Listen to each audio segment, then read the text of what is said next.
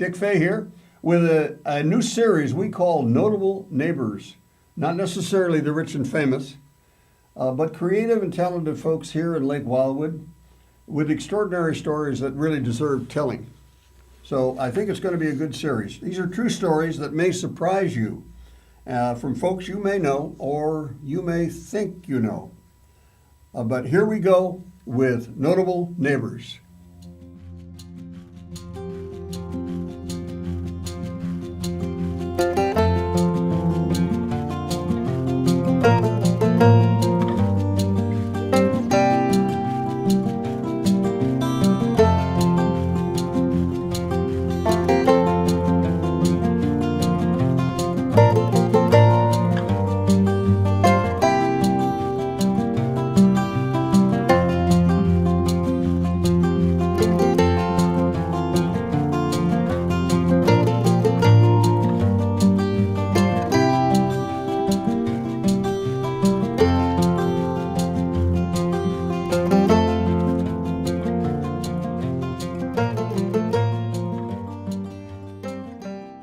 Here then is Jack Goetz.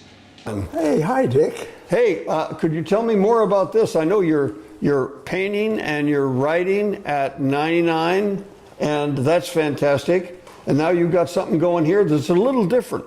What about that? Well, you're seeing me doodle actually here. Yeah. Because in the last several months, I've switched to doing abstracts. Because when you get to be that 100 in the 100 bracket, yes, your eyesight gets a little wheezy, so I can't see the details that I used to. So I decided to change to abstract painting so I can just do doodles and so forth. Well, it's beautiful. It's coming out. Now, where are you going with it, do you think, or you don't really care? If you look over here, you can see the whole wall is filled with abstracts, which I've managed to paint just in the last month or so. Wow. Now, in the old days, when I painted my realistic painting, as you see on these other walls, there's a lot of detail, and it would take me weeks to paint a painting. Wow. But nowadays, with this, it's really easy for an old guy. Wow, good. Hey, before we get too much more into the painting, though, I'd like to find out a little, I think everyone would like to find out a little bit more about your early years. So could you tell me, where were you born anyway?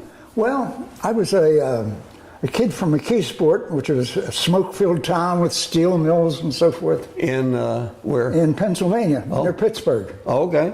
And it was a good life. Of course, you breathed in a lot of dust and stuff, but I survived all that. But over the years, I had a good life as an active kid. I was into hockey and basketball and tennis and anything that came down the pike. I lived on roller skates and so forth. Oh. And one really great thing was in the summer times, I was able to visit my grandfather's place in a little village in northern Pennsylvania. Oh. So that gave me a chance to be a city kid in the wintertime. Yeah. And in the summer, I turned into Tom Sawyer. You know, I was in my bare feet and I was naked, jumping into the creek off of a diving board that was set up with a big rock on it, and it frequently collapsed. Yeah. So those were really good days. You were naked around the around the pond. We were all naked, yeah. Yeah. And I managed to survive all that. And I got through high school, you know, without getting in too much trouble. And I got a few little jobs after high school just to keep busy, and then I decided my family couldn't really afford me going to school at that time, so I managed to get a job as a timekeeper in the steel mill, and that gave me money. This is right after high school? This was right in a few years after high school. Okay. And I managed to get this job that paid rather well, and I was able to buy a new 38 Chevrolet, and I was on top of the world, and all of a sudden it was Pearl Harbor. And that changed everything. Wow. And in the meantime, I had started to work my way through the University of Pittsburgh. I would work as a timekeeper at night, and I'd go and take classes in the morning. Oh. So I really had a full schedule. And but Pearl Harbor did the job on me. I went down in 2 weeks after Pearl Harbor and enlisted in the Air Corps. Tell me a little bit more about the military experience there. We haven't really gone into that. Well, I knew that I wanted to fly. Yeah. And so I was really thrilled about the opportunity to follow in that direction. The company that I worked for, the steel mill, offered me an excuse to not go into the service at all. They said they could keep me out because they said my job would be needed for war work, but I didn't want that. I wanted to fly. So off I go into the wild blue yonder, and I ended up in Biloxi, Mississippi, because because I wanted to be close to airplanes, and I couldn't apply for cadet training to be a fighter pilot until I got to know a little more about airplanes and maybe the world. So I ended up in basic training down in Biloxi, Mississippi, at the Biloxi Air Base. Yeah. And I went into a mechanic school. And there I really did learn a lot about airplanes. Yeah. And while I was there, I applied for cadet training. And I took the physical. I took the mental exam, and it was kind of a snap. And for you, they gave me the physical last. Yeah. And I got all the way through the physical to a chart that was called red-green color blindness. Well, I could see red and green very well, and in fact, even today, I'm a painter. But I could not pass that red-green color chart test. Because of the numbers? Because red and green blend together. Yeah. For example, when I'm a golfer and I hit a red tee into the green grass, they blend together. And I didn't know that I was suffering from that. But they turned me down. I have to just say that I have exactly the same experience. Did you really? Yes. Yeah. Well, that meant that I would continue on learning to be an aircraft mechanic. So after about 4 months, I graduated from the aircraft mechanic school, and they send you off then to into the real Air Corps world. Yeah. But you don't know exactly where you're going. Well, we ended up at Glenn Martin factory in Baltimore, learning to be what they called B-26 specialists. Because Glenn Martin made B-26 two-engine fighters. Famous guy. And we lived in deluxe trailers. It was really very nice. And I was able to come home to my home in McKeesport and visit my parents over the weekend. Wow. And after about 6 weeks, we graduated, and they sent us out to Jefferson Barracks, Missouri. And now they didn't know what they were going to really seriously do with us. Things were really, in the early stages of the World War II, America was so ill-prepared that it took the country about a year to get organized to fight a war. Wow. Well, we were there, and we took basic training again just to kill time. Yeah. And then they put us on a German freighter, and we sailed out of New Orleans, destination unknown, in a convoy into the Caribbean. Wow. Well, we all thought, well, destination unknown, we really didn't know. So we thought we were going to North Africa. And you won't believe this. Our engines broke down on this old ship, and the convoy had to leave us, and we staggered into the Guantanamo Bay for repairs for a week. I'll be darned. And after a week, where the food all spoiled, and they were feeding us 1 egg a day to keep us all alive until they got the engines fixed. After they got the engines fixed, we start out across the Caribbean, which was known as Torpedo Junction. And you were alone? No convoy? We were alone. Oh, whoa. And there were submarines out there. There were sinking ships. We saw fires at night in the distance. Oh, my God. They didn't see us for some reason or other. And finally, we sailed into the Panama Canal, and there we were in Panama. And we thought to ourselves, we know where we're going. They're going to take us through the Panama Canal, and we're going to go to the South Pacific. Yeah. Well, they put us in a camp called Rio Hatta, where we just sat around and enjoyed ourselves swimming and waited for them to do something with us and tell us where we were going. And one day they came to me and they said, "You, Goetz, tomorrow morning you're going to a base near Ecuador, South America." I said, "What?" That's what it was. In the morning, I went out onto the flight line, and I climbed into a beaten-up old B-17 bomber that didn't have any guns in it, of course. Yeah. It had been used in training and cargo and so forth. And I crawled up into the nose, the plexiglass nose, and off we take off. We barely made it, by the way. The name of the plane was the Nerve Wrecker. Well, I get up in the nose and we fly south toward South America, and after hours I see a great green mass coming up ahead of me, and it was South America, jungle. And I thought to myself, if we crash in there, that's the end of us. But we made it to this base in Ecuador.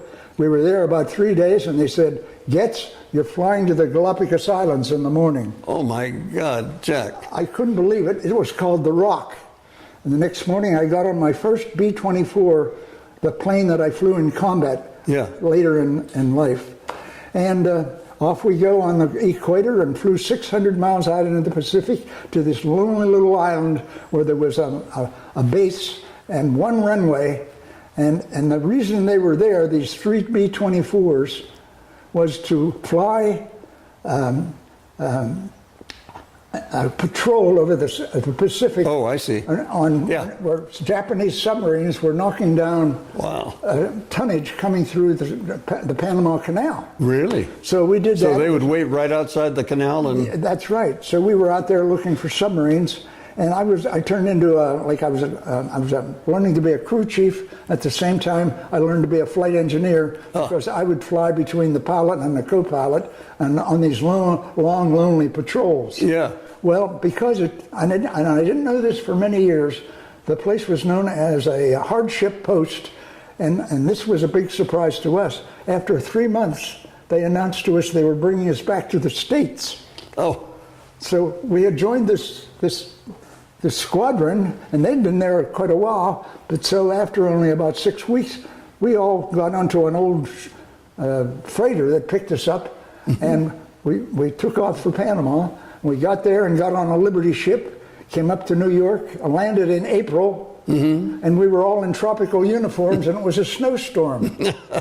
So we all stood on the wharf freezing until they brought us trucks and took us to an air base on Long Island. Yeah. But let me ask you if, and from there you did some, as I think I remember, you did some training, but then you went to Europe shortly. Well, that's the next stage. Okay. Because we were there for a few days, and they put us on trains, and we went across the country and reported to Arizona, to Davis-Monthan Field, where I was qualified and I had experience.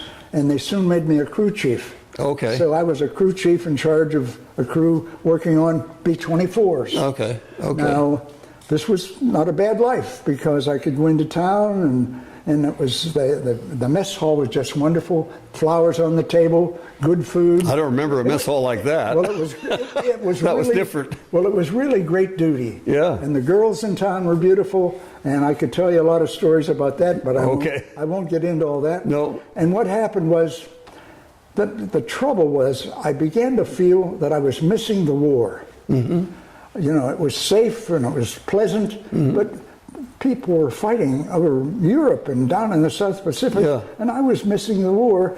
And these bomber crews were coming along with their glamour leather jackets and their beautiful coveralls and their helmets and goggles and all that. Yeah. And they were getting in my airplane and flying off into some glamorous world of combat. Yeah. And I went back to being greasy with greasy hands.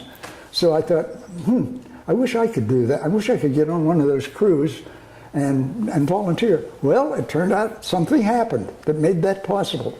It turned out that I found out that there was what they called a refresher gunner course there at Davis-Monthan Field for 2 weeks to bring the gunners who were coming through training to get a refresher course in gunnery before they took off for combat. Okay. And you had to be a gunner. And then it also, there were so many people dying, we were losing so many crews. That's right, I heard. They needed gunners, so they made the announcement that any of us who wanted to be a gunner could come over and take the 2-week course and be assigned to a crew, and you'd be in business. But you had to pass the flight test, the flight examination that I had failed with the color chart test. Yeah. So, as fate would have it, about a week later, I was talking to a guy in barracks. So I said, "Hey, George, what do you do? I see you going off to work in the morning, and I go down to the flight line. What do you do?" Oh, he said, I'm over at the gunner school. He said, I give the the eye test I said, you give the eye test for the flight exam? Yeah. He said, yeah. And I thought about that for a while, and I said, George, you know, you owe me $20 from playing poker.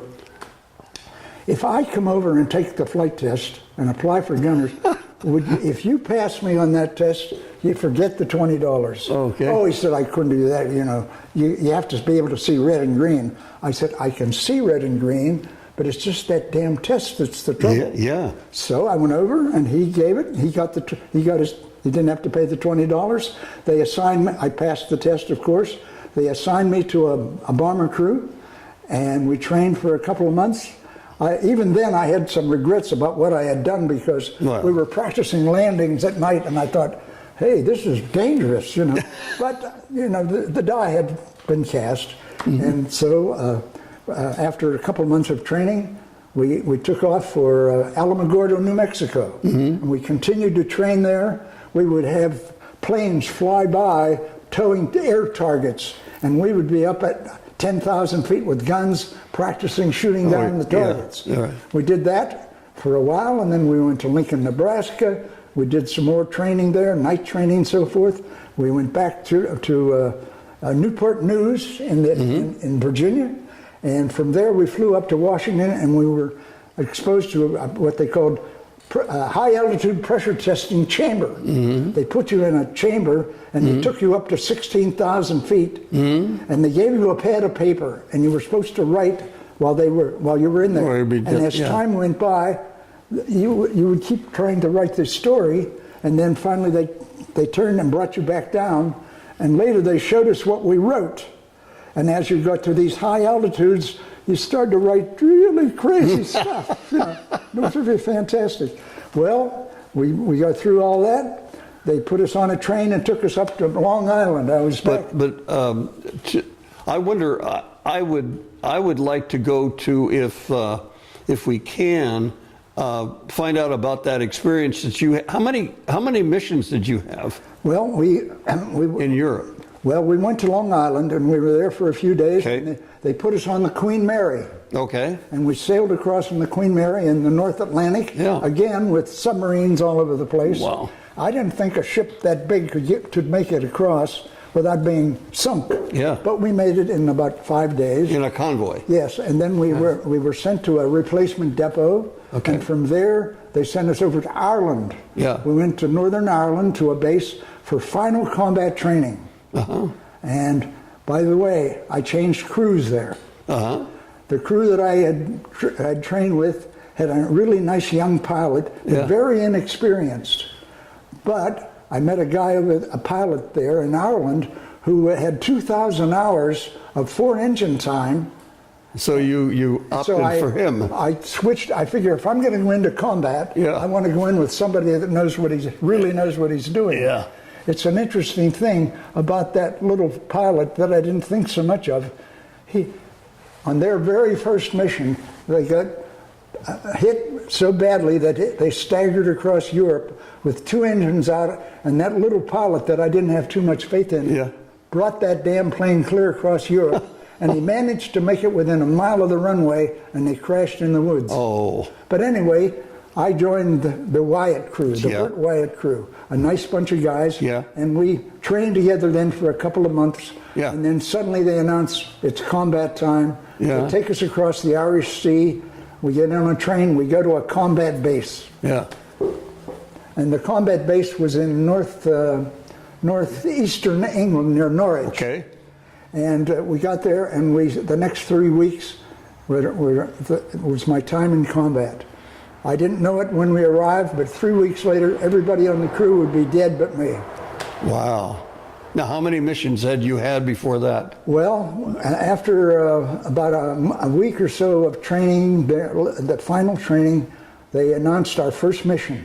Okay. And we flew a mission over France. It was a pretty tough mission with lots of flak, but no fighters. But that was kind of our introduction to combat. Okay. And we made it back.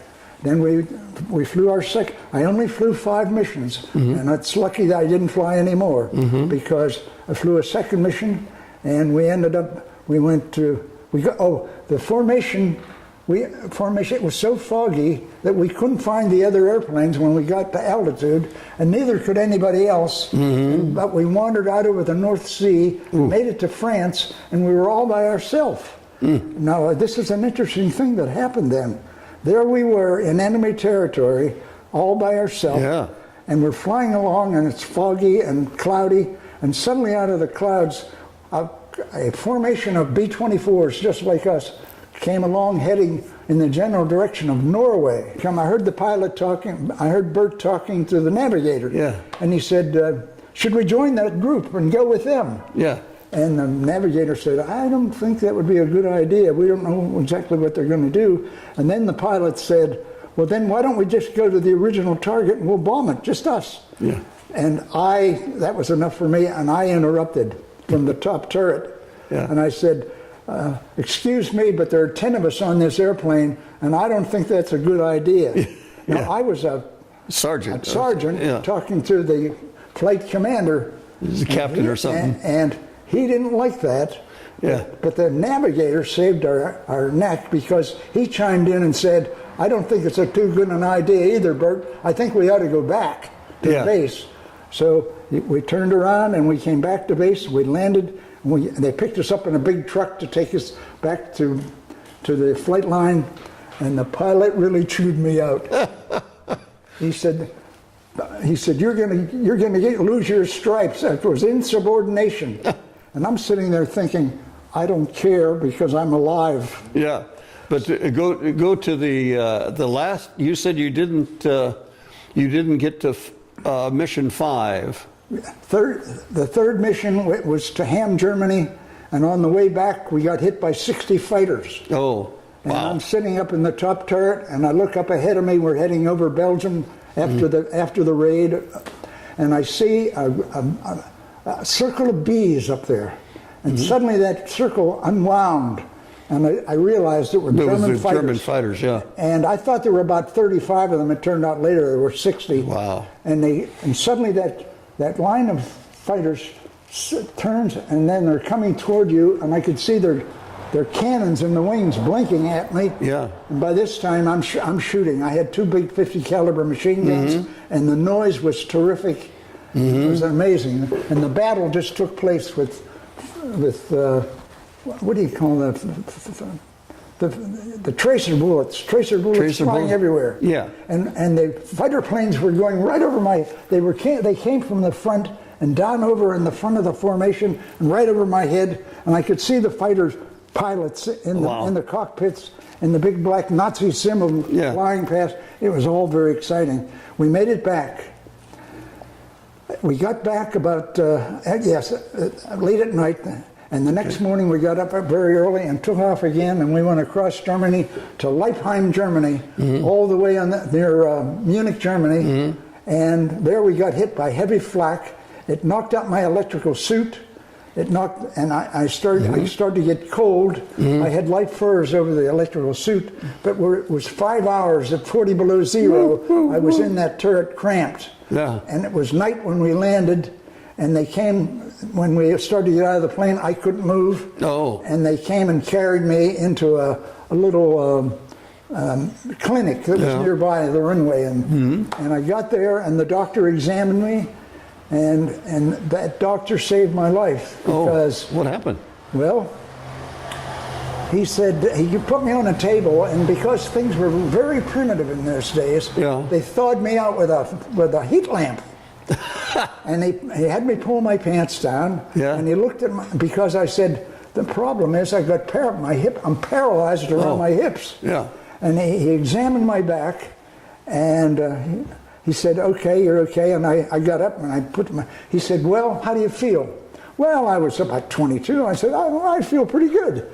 He said, well, you can fly tomorrow, but would you mind if I scheduled an x-ray of your lower back? Because, he said, I spotted something unusual with your lower back, and we ought to take a look at it. So what happened with your back? Well, he scheduled me for the x-ray. On Saturday morning, they woke us all up, and I went to, they notified me on Friday about to report on Saturday for the X-ray over at the main hospital. So that meant that I wasn't going to fly Saturday, but I got up with the crew and I went to breakfast with them. And then they took off. They went to the flight line and went somewhere. I didn't know where. Okay. And I went to the hospital and got the X-ray. Okay. I came back to the flight line about 4 o'clock in the afternoon, and they're starting to come back. And I asked somebody, "Where did they go?" And he said, "Berlin." No. I said, "Oh my God!" Well, they started to come back, and they were terribly shot up. Planes were exploding before they landed on the runway. It was pandemonium. We lost 6 planes from our bomb group. And that would be how many planes in the bomb group? Well, in our bomb group there were like 24. Okay. We were with a lot of other 6 out of 24. That's a big loss. It was probably a thousand plane raid. Yeah. So anyway, I waited and waited, and everybody is back, and I kept asking, "Where's the Wyatt crew? Anybody see the Wyatt crew?" Well, I finally found a guy who said, "I think I saw them over the target, and they looked like they had 2 engines out, and they were headed northwest toward the North Sea." Well, I asked a lot of other people, and I went to the briefing, and they still hadn't shown up. And other people said, "Well, I think I saw them," and so forth. And so I went back to my Quonset hut. We call them Nissen huts or Quonset huts. Yeah. And I sat there, and with me and a 25 watt bulb burning and 24 empty beds. Oh, jeez. There were several crews in with us. Yeah. And it was the worst night of my life. So the next day I went. Did they come in? Or? The next day they came and got me and said I should go to the hospital to see the results of the X-rays. Well, now I had lost all my buddies, but they were gone. But I didn't know where they were. Oh, okay. I didn't know whether they were in a prison camp or had been killed by farmers or what had happened to them. They were just gone. But you knew they were shot down, probably. But we knew they were gone. Yeah. And so, for all I knew at the time, they could have flown to Sweden. Yeah. And been interned. Sure. But I didn't know at the time. Well, anyway, I reported to the hospital, and they looked at the X-rays, and of all things, they said to me very seriously, "Sergeant, we're sorry to tell you that you will no longer be able," he said it this very formally, "you're no longer able to fly with the United States Air Force." And I thought to myself, great, because I had it by that time. Yeah. My crew was gone, and it was not a very safe business. And I said, "Well, why?" They said, "You have a congenital condition in your lower spine called spondylosis." Oh. So to make a long story short, they grounded me. I was in the hospital for a while. I could go out, and I went dancing again while I was still in the hospital and so forth. And after a while, they didn't know what to do with me because I had this condition. They put me on a hospital plane. They flew me back to the United States, and they put me in a hospital, a big hotel had been turned into a hospital on the boardwalk in Atlantic City. Well, what happened before? What happened to the crew? Well, I didn't find out what happened to the crew for quite a while. Oh. In fact, let's just say this. What happened next was I didn't know what happened to the crew. Okay. And I had no way of finding out. The war was still on. Oh. So I just had to take care of my own life. Okay. There I was in the hospital in Atlantic City. I go out onto the boardwalk, and I was able to check out my uniform and my wings. I could go out and look at girls on the boardwalk.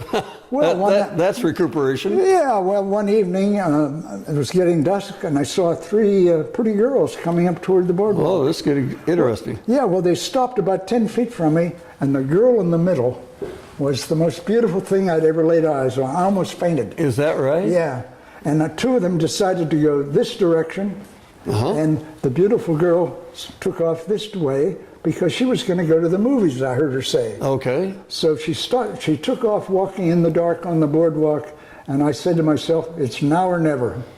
And so I followed her like a stalker. Yeah. Okay. And I moved alongside her, and I started to talk to her, and she wouldn't pay any attention to me. Her nose was up in the air like this. So I had to come up with a good line. Yeah. And so I said to her, do you ever visit wounded veterans in the hospital? Well, she went for that one. Yeah. She said, yeah, well, yes, I would like to do that. And I said, well, could you come and visit me tomorrow morning, because I'll be in the hospital. And you were wounded. Yeah. Yeah. And just about then, a guy pushing a wheeled vehicle, like a push cart kind of thing that takes you for a ride. Yeah. I said, oh, would you like to go for a ride in that? She said, well, I think I could do that. I got her in that, and off we go down the boardwalk, and now I had her, and we could exchange names. Yeah. And I convinced her to see me in the hospital in the morning. Sure enough, they showed up. I told her two friends. I looked up at her, and she was so beautiful, and I said to them, I'm going to marry this girl. Wow. And Dick, right away. And Dick, we've been married 73 years. Oh, excellent. Excellent. That's fabulous. Jack, thank you very much for all this time that you've given it to us to share with your story. I think it's fantastic, and I know you've got others, and there'll be another time when we talk again on these. I want to get some more stories out from you. Thank you very much, and I've enjoyed it very much. Oh, it's great. Great to meet you and great to talk to you. Take care. I will. Yeah. You've just watched what we call Chapter 1 on the Jack Goetz story. We've got more for you in Chapter 2. Basically, you're going to find out about a little more about his World War II bomber raids over Berlin. You're going to find out a little about his college career. He went to college about 6 years after the war, and that prepared him to go into his career of creative communications management, where he made films and supervised an extraordinary number of people, artists, writers, etc., and editors. Then he retired up to Lake Wildwood, and here he played a lot of tennis and a lot of golf, and then retired from that to other more artistic endeavors, including writing a book on the short stories, a book of short stories, and also painting a big bunch of paintings that are hanging in homes all over the world. So, and then finally, how we survived the very destructive 49er fire. So, now if you or someone you know has an extraordinary story like Jack's, or just on its own with merits for this kind of program, please give me a call, Dick Fay, at Channel 95's number, which is going to appear on your screen. Thanks for watching.